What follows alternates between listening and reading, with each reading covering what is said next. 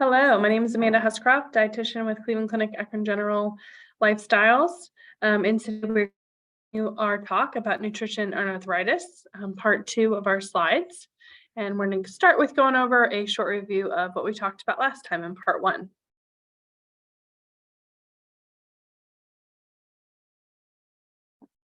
So just to recap, from part 1, we definitely want to limit those processed foods. We want to avoid ultra-processed foods. We want to incorporate those quality carbohydrates. So we're looking at high fiber. Specifically, we want to avoid those refined grains and added sugars because we do know that those tend to cause inflammation. And we're going to build on that talk about inflammation during this topic because we do know that with arthritis, we already have some inflammation going on in the body. So we really want to limit the added inflammation that we're causing by the foods that we eat. So most of these foods are going to be things that to avoid, to decrease inflammation, or to add, to also help decrease that inflammation that's going on in the body it's not going to make those symptoms of arthritis worse. So we're going to talk today about good and bad fats. We're going to talk about lean proteins, omega-3s, vegetables, and then vitamins and supplements. So this is one of my favorite memes. It says, you're the good kind of fat, right? So there's 2 kinds of fat. There's good fats and bad fats. And I think that sometimes they all get lumped into one. And we kind of just have this mentality. I think of 10 or 15 years ago, it was, low fat diets to help cure heart disease and things like that. But we're finding out that it's not necessarily how much fat we're getting in our diet. It's where that fat's coming from that's making a difference in our health. The main thing we want to do is avoid trans fat. So this is really a known trigger to systemic inflammation. So that means inflammation all throughout the body. Trans fat can be found in margarines, fried foods, processed foods, pastries, pies, hash browns, some frozen breakfast products, crackers, anything that's shelf stable or some things that are frozen too have a risk of having trans fat in them. So you definitely want to read that label. Underneath fats, you're going to see it broken down, saturated, and then trans fat. And that trans fat on a label really should be 0.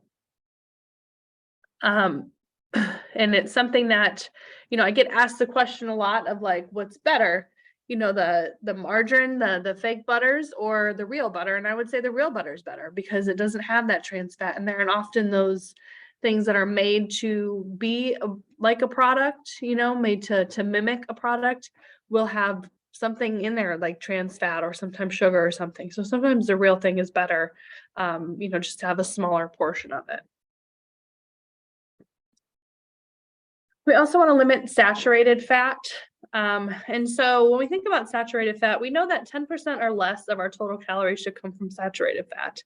And that has been shown that if we stay under that amount, we don't have the negative effects associated with it. So with trans fat, there is no amount that is going to be okay in our body.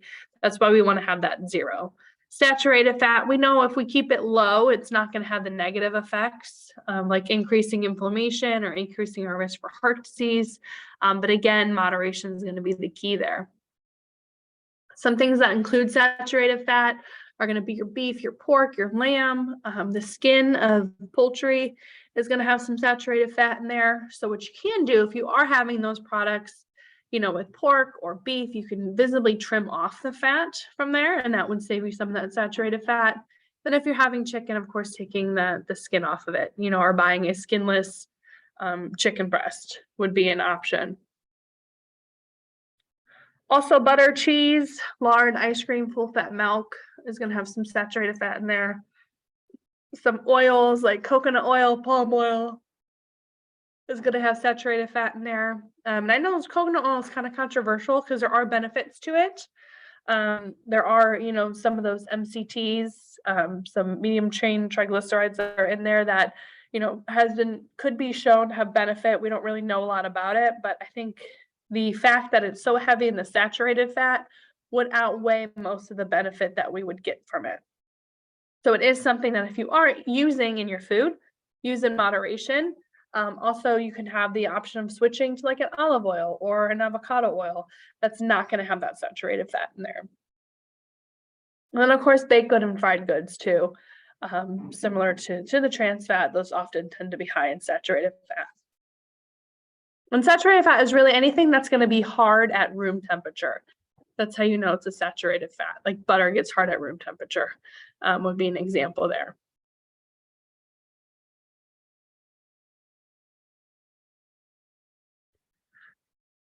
So with the fats, there are some good fats, so healthy fats. So monounsaturated fats, so avocados, nuts, seeds, olives, olive oil, flax seeds, peanut butter, nut butters, and soybeans. All going to have good properties of healthy fat that's going to actually reduce that inflammation in our body. Also, if we eat healthy fats, it helps us feel fuller longer, so it helps with appetite control, which could help if you're looking to maybe lose weight or something like that. Interestingly, avocados, I think, are just the perfect food. I think I mentioned that before. In the last series, just they have fiber in there, they have protein in there, they have healthy fat in there. And recently I just saw a study that said that they looked at over 100,000 men and women, and they found that eating just a little bit, even just half an avocado a week, had protective qualities against cardiovascular disease and coronary heart disease too. So, we're also getting those other just overall health benefits from that, from the avocado. So I think that's something to really introduce in your diet if you haven't already. Or, half avocado a week, that's nothing, to find somewhere to put it in there. You can throw it on a salad, you can use it on some toast as a spread. There's different applications for it, but definitely something to look at introducing if you haven't already. And then we talk about the omega-3 fatty acids. So this is something that our body cannot make, so we must obtain these through food. They protect that good bacteria in our gut. They're also anti-inflammatory. They regulate genetic function. Having a optimal intake of these is associated with improved immune health, cardiovascular health, brain health, and gut health. And most of what we're finding is that we're just not getting enough of these in our diet, and we're getting too many of the omega-6s, so from like vegetable oils and stuff like that, because there's a lot of vegetable oil that's in processed food, like crackers and things. And the ratio that we should be getting should be like 1, omega-6 to every 3 omega-3s, but we're somewhere close to like 26 omega-6s to every 3 omega-3s. So it's causing that imbalance in our body, which is then causing that inflammation. So definitely increasing these in our diet is going to be helpful for everyone. We're also finding too that it's helping with brain health. So your gut is directly connected to your brain. So I don't know if you've ever been nervous and had like an upset stomach or something like that. That's because anxiety and all that plays a direct role into our digestive system. And so we're finding that if we can reduce the inflammation in our gut by eating healthy fats and vegetables and the lean proteins and things like that, we can actually improve our mind. We can improve our anxiety, our cognitive decline can improve. So it's really interesting the things that we're learning more about our gut bacteria and how it's affecting really every part of our body. So I think everyone kind of associates fish with omega-3s. It's the best source of omega-3s in the diet. The Mediterranean diet is a really well-studied diet. And they found that eating fish twice a week does help protect against inflammation, against cognitive diseases, against heart disease. In the Mediterranean diet tends to be pretty heavy in fish and seafood. So the seafood that's going to be specifically high in those omega-3s is going to be like your salmon, sardines, the mackerel, cod, herring, trout, and canned tuna. With the tuna, you do want to make sure it's canned in like a water or something like that versus like a sodium or a salt solution or something, just to save yourself that salt intake. Experts haven't really established a recommended amount for the omega fatty 3 acids, but we are going to talk about some amounts that have been shown to be beneficial in different areas in a couple slides. The fish oils also are protective if you have like other inflammatory or autoimmune diseases, like Crohn's disease, it's definitely protective in arthritis, rheumatoid arthritis especially, and Crohn's disease as well. If you don't eat fish, or if you're allergic to fish, you can get those same benefits of those omega-3s through the plant forms of them. So flaxseed, chia seeds, walnuts, soybeans are good sources. Our body isn't as good as absorbing the plant form as it is the animal form, because the animal form is already ready to be absorbed by the body. The plant form, the body has to do some conversions to it to make it the same as the animal form of those omega-3s. So we can get it. We'll need to eat more of these foods to obtain the same amount. Flax seeds are easy. You can put them in a smoothie. Same with like the chia seeds, and you can do it in your yogurt or oatmeal or something like that. And then walnuts and soybeans too can be added to the diet. So just some general recommendations. If you're looking at heart disease specifically, fish is the best source of omega-3s. For people with heart disease, you're looking at 1 gram of DHA plus EPA per day. So if you're taking a supplement, you want to make sure that it has both the DHA and the EPA on there. If it's just one, it's not going to give you the same benefit, and it's not going to be as effective. For inflammation, if you already have inflammation in the body, you're looking at about 200 milligrams or grams per day of DPA and EPA and DHA daily. So if you are taking a supplement for that, those are the numbers that you would want to hit. There's small studies on it that show those are protective. And of course, if you're taking other medications, you want to clear that with your doctor too before you start any supplements. And just as a visual of the food sources, you can see like salmon has 4 grams per, of EPA and DHA. So that's twice the amount that's recommended for the inflammation. So eating that, once a week is going to be definitely helpful, and a little less, I think, time consuming of adding another pill to your daily routine. Mackerel, you're looking at about 3 grams, sardines about 2, anchovies about 1. The chia seeds you're looking at 4.9, walnuts 2.5, and flax seeds 2.3. But knowing that you're only going to absorb half of that, so you definitely want to take that in consideration and just maybe add a little bit more of those non-animal sources to your diet if you are getting it through that route. So with eliminating those saturated fats, we do want to choose lean proteins. And some of our lean proteins are going to be like turkey or chicken, again, without the skin. If you're doing red meat, limiting that to once per week or less if possible. And then with that, just a side note, we do want to decrease the processed meat. So anything like lunch meat, having that once or twice a week is okay. Anything over that may put us at risk for that inflammation. Processed meats have been shown to cause inflammation.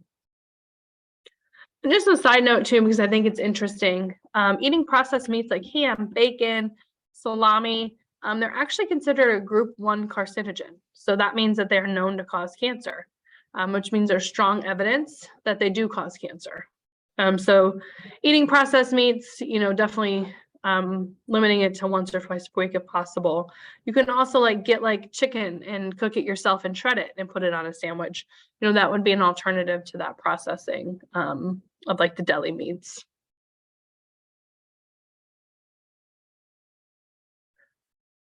So foods that we want to include, other foods would be like eggs. I think eggs, kind of got a bad rap for a while. They thought, well, if we eat a lot of eggs, that's going to increase our cholesterol. But we're finding that actual cholesterol that we get in our diet doesn't affect our cholesterol like we thought it did. Things like the saturated fat, the triglycerides, the sugar in food and the processed carbs are actually doing more to increase those triglyceride numbers and increase those cholesterol numbers than actual cholesterol in food is. So eating 1 to 2 eggs per day is perfectly fine.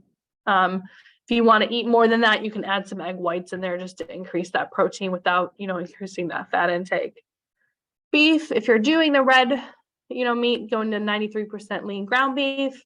Sirloin is a leaner cut of meat along with like a strip steak, and again, just visibly trimming that fat off of there. Pork, you're looking at a pork chop or a roast are going to be your leaner cuts there. And then beans and lentils, another good source of protein that also is going to have fiber in there. So that kind of gives you an added benefit. And then cheese too. Cheese has protein in it, about 1 ounce, 1 slice, or a 1/4 cup of shredded cheese has about 1 ounce of protein in it. But you do want to be mindful on cheese, just the fat content, because we do want to decrease that saturated fat.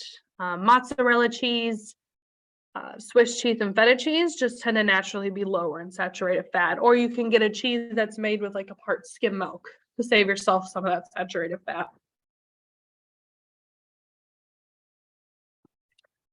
And of course, the takeaways, we mostly want to eat vegetables, right? Half of our plate should be vegetables. They contain phytonutrients, and they're just been shown to be beneficial for our health, and they can lower inflammation, and they're also just important for our gut health too.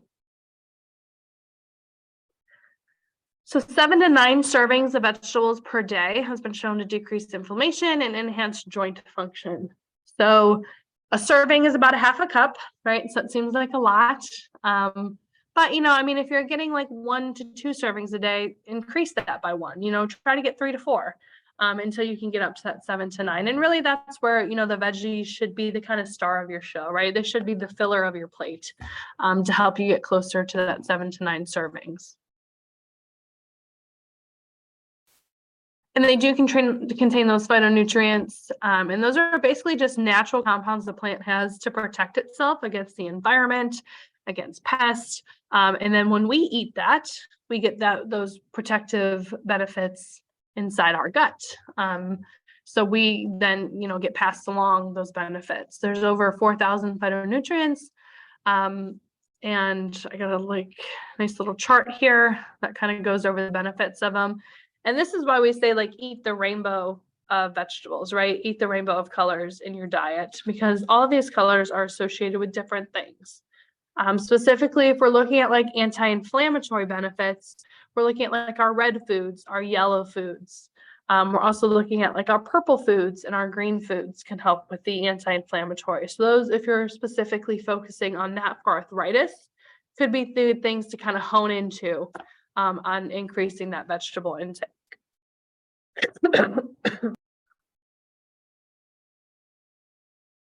Sorry, and what I think is interesting about this is most people will come to me and say oh, what supplement can I take for brain health, or what supplement can I take, to protect against cancer and things like that. And really, it's all in our food, and you can't really out supplement a bad diet, right? So if you consume all these foods, you're getting all that protection naturally without having to add another pill to your routine, or, you're also getting the benefits that the other nutrients that's in the food while you're consuming it.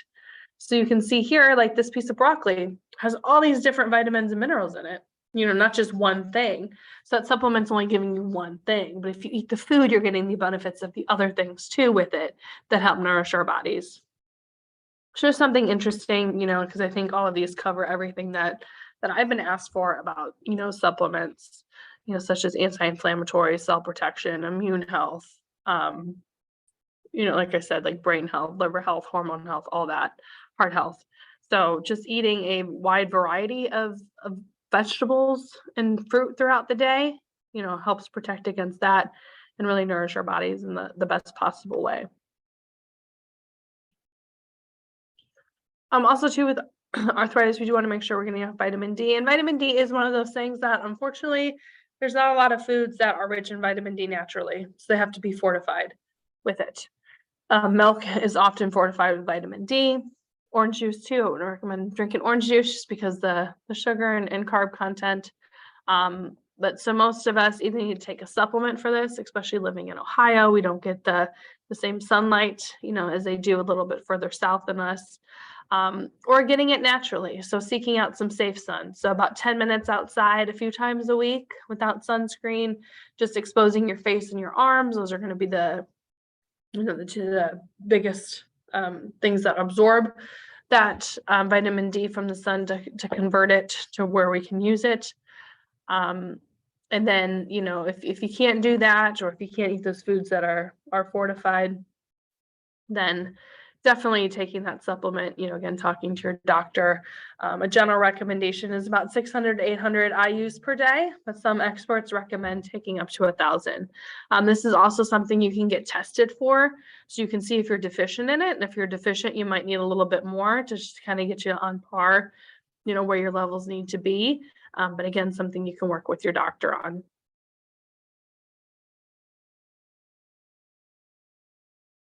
And then I just wanted to briefly touch on some supplements that I've heard about.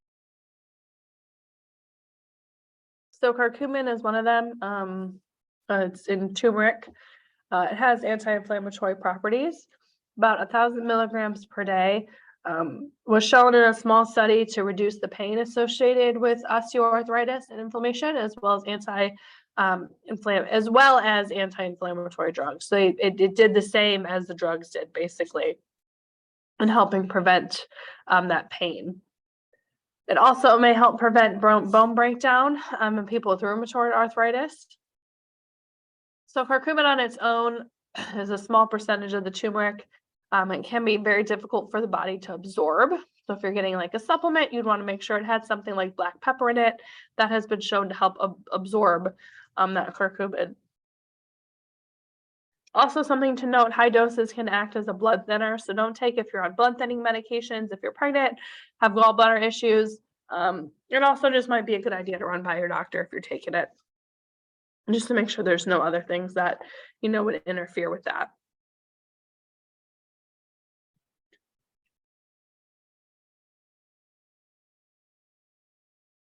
Glucosamine is also another one I've seen on the shelves a lot, particularly one that's combined with that cojointin. And basically it's a main component of joint cartilage. It's derived from shellfish and from vegetable sources as well. It has been found to reduce pain in osteoarthritis as well as the anti-inflammatory drugs. However, it doesn't have the same GI effects that sometimes those anti-inflammatory drugs do. Some studies done on it were inconclusive.